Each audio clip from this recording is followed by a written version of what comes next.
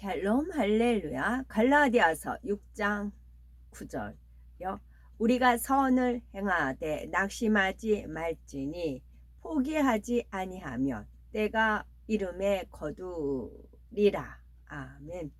고린도전서 13장 14절에서 7절요. 사랑은 오래 참고 사랑은 온유하며 시기하지 아니하며 사랑은 자랑하지 아니하며 교만하지 아니하며 무례히 행하지 아니하며 자기의 유익을 구하지 아니하며 성내지 아니하며 악한 것을 생각하지 아니하며 불의를 기뻐하지 아니하며 진리와 함께 기뻐하고 모든 것을 참으며 모든 것을 믿으며 모든 것을 바라며 모든 것을 견디느니라. 아멘. 룻기 1장 16, 17절입니다.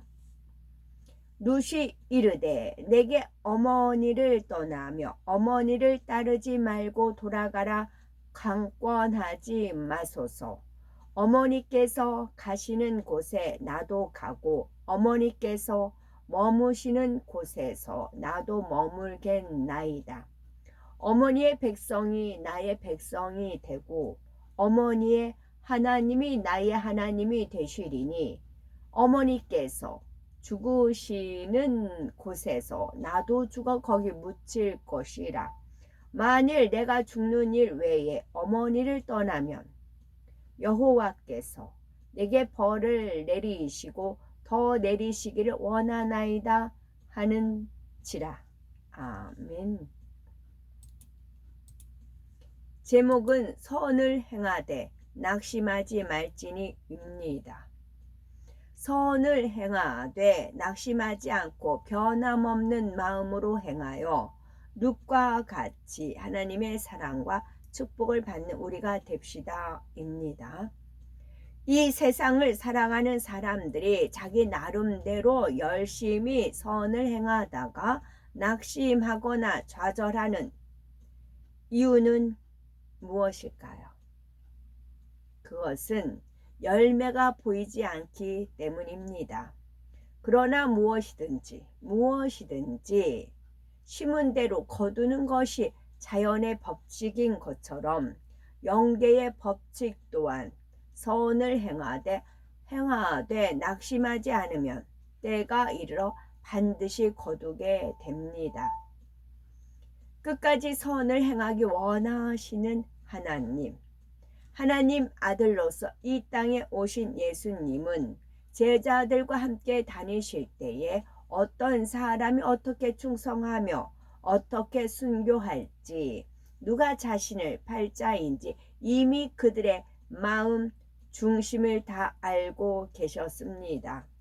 그래서 예수님이 잡히시던 날 밤 베드로가 다 주를 버릴지어도 나는 언제든지 버리지 않겠나이다 고백했을 때도 내가 진실로 네게 이르노니 오늘 밤 닭 울기 전에 네가 3번 나를 부인하리라 말씀하셨지요.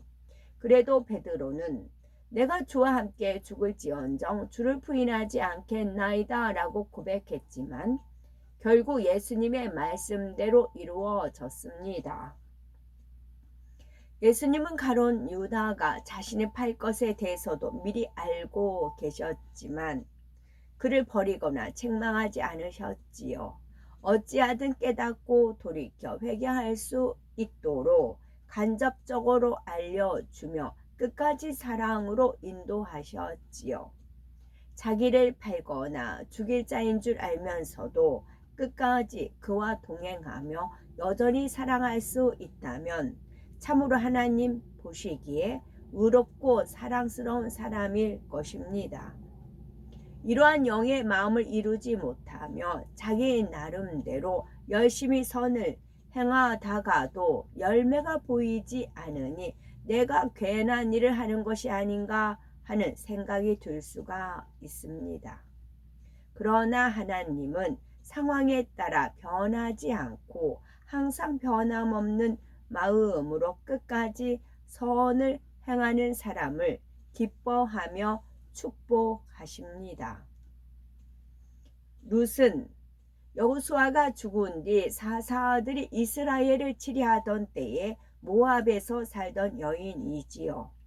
출애굽한 이스라엘 백성은 여호수아가 죽자 또다시 하나님을 떠나 우상 숭배에 빠져들고 맙니다.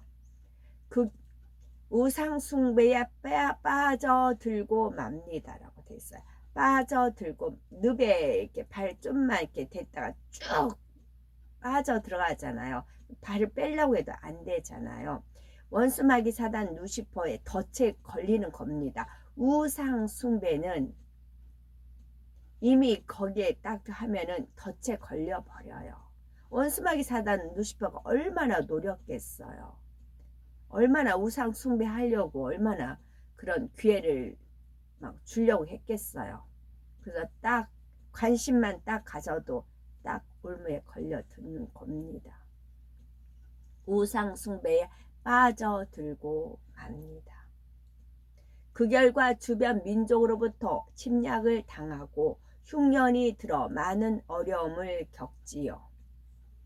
이때 베들레헴에 살던 엘리멜렉과 나오미 부부는 두 아들을 데리고 기근을 피해 모압 지방으로 이주합니다.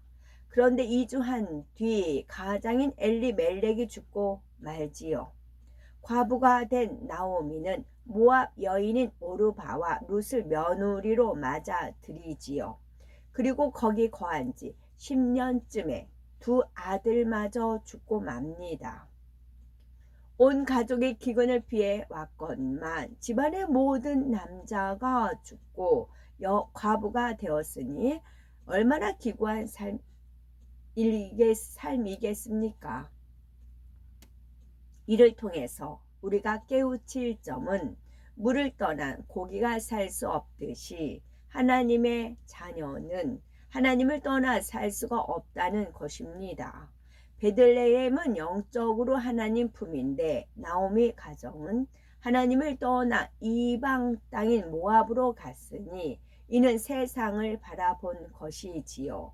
그러니 더 큰 어려움에 빠져들 수밖에 없었습니다. 이처럼 가세는 기울고 몹시 힘든 상황이 되었지요. 어느 날 나오미는 베들레헴에 풍년이 들었다는 소식을 듣고 고향으로 돌아가고자 결심합니다. 그런데 남편도 없는 두 며느리가 마음에 걸려서 친정으로 돌아가라고 권하지요. 아무 희망도 없이 과부로 살아야 할 며느리들을 생각하니 마음이 아팠기 때문입니다. 이에 오르바는 울며 친정으로 돌아갔지만 룻은 끝까지 시어머니를 떠나지 않습니다. 나오미가 돌아가라고 강권하자 룻은 어머니께서 가시는 곳에 나도 가고 어머니께서 유숙하시는 곳에 나도 유숙하겠나이다. 어머니의 백성이 나의 백성이 되고 어머니의 하나님이 나의 하나님이 되시리니 어머니께서 죽으시는 곳에서 나도 죽어 거기 장사될 것이라 라고 단호히 말하지요. 시어머니를 따라 베들레헴에 온 룻은 한 번도 자신의 선택을 후회하지 않았습니다. 처음과 동일한 마음으로 변함없이 시어머니를 섬겼지요. 아침부터 저녁까지 이삭을 주어 정성껏 시어머니를 봉양하였고 시어머니의 말씀에도 온전히 순종하였습니다. 선을 행하되 낙심하거나 힘들어하지 않았고 대가를 바라지도 않았으며 마땅한 도리로 여기고 부지런히 섬겼지요. 요즘은 부모를 모시는 문제로 형제간에 불화하거나 고부간의 갈등으로 고통받는 가정이 많지요. 룻처럼 하나님을 믿음으로 도리를 쫓는 선을 택한다면 하나님께서는 반드시 더 좋은 것으로 갚아주십니다. 룻의 효성이 이처럼 지극했기에 주변에 소문이 자자했습니다. 그 지역에 부유하고 신망을 받는 보아스도 룻에 대해서 익히 알고 호의를 베풀어 주었지요. 보아스는 룻에게 보리와 밀 추수를 마칠 때까지 자기 밭에서 이삭을 줍도록 배려해 주었습니다. 그는 나오미 남편의 친족으로 하나님을 사랑하는 사람이었지요. 나오미는 보아스가 자기 집안의 기업 물을 사람 중에 하나임을 알고 있었습니다. 모세의 율법에는 기업 무르기 법이 있습니다. 팔았던 토지를 원래 소유지에게 회복시키거나 자녀 없이 죽은 사람의 대를 잇도록 하기 위해 그의 미망인을 죽은 사람의 친척이 취하여 대를 잇게 하는 법이지요. 보아스는 룻이 성읍 사람들이 다 아는 정숙한 여인임을 알고 있었기에 룻에게 기업 물을 사람의 책임을 행하기로 맹세했습니다. 기업 물을 사람으로 보아스보다 더 가까운 친족이 있었지만 그는 사랑이 없었으므로 거절하였고 그 다음 차례인 보아스는 사랑이 있으므로 허락한 것입니다. 그리하여 보아스는 룻을 아내로 삼고 아들을 낳았지요. 그가 바로 다윗의 조부 오벳입니다. 결국 룻은 다윗 왕의 중조모가 되어 예수님의 계보에 오르는 영광을 누렸습니다. 홀로 된 시어머니를 모시고 베들레헴에 온 이방 여인 룻이 어떻게 이러한 축복을 받을 수가 있었을까요?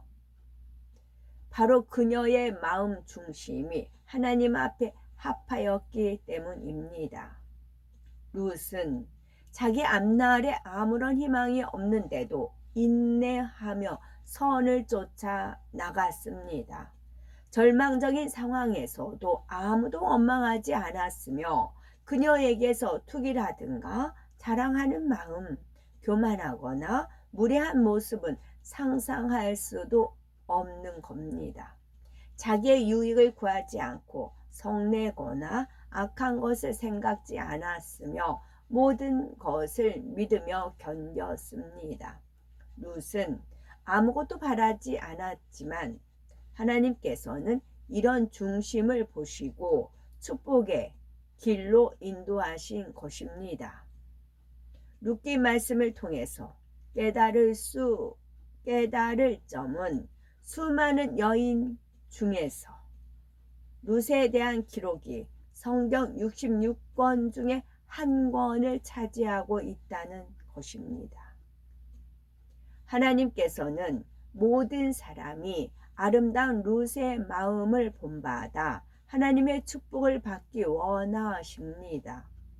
룻은 하나님이 선택한 이스라엘 백성이 아닌데도 나오미의 집안에 시집 온 후에 하나님을 자기의 하나님으로 이스라엘 백성을 자기 백성으로 삼았지요. 우리도 룻처럼 정한 마음이 있어야 합니다. 한번 하나님을 믿었으면 변함이 없어야 하지요. 룻은 효성이 지긋하며 사람의 도리를 다하여 홀로 된 시어머니를 버리지 않았습니다. 자신의 자유와 자신의 젊음 등 모든 것을 포기한 채 시어머니를 붙쫓아 끝까지 봉양하였으니 참으로 아름답고 정한 마음이었지요. 오늘날 이러한 마음을 지닌 사람을 찾기란 쉽지 않습니다. 조금만 자기 생각이나 마음에 맞지 않아도 함께 하려 하지 않지요. 하물며 룻처럼 절망적인 상황이 되면 누가 그 길을 가려 하겠습니까? 룻은 시어머니를 진심으로 사랑하고 공경했기에 그 길이 고생임을 알면서도 마땅한 도리로 여기며 행복하게 살았습니다.